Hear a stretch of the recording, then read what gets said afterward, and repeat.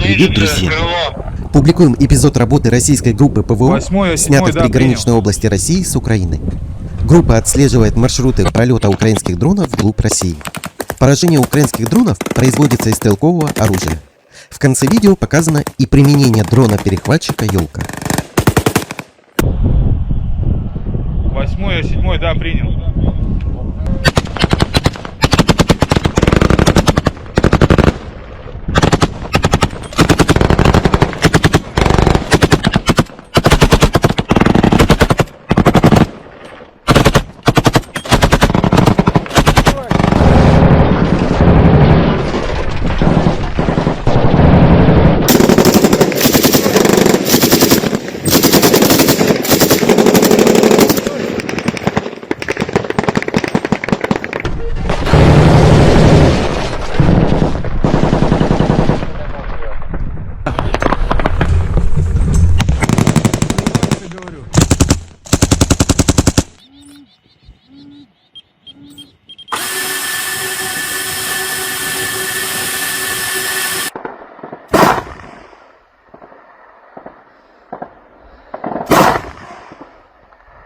Друзья, спасибо за просмотр и поддержку канала.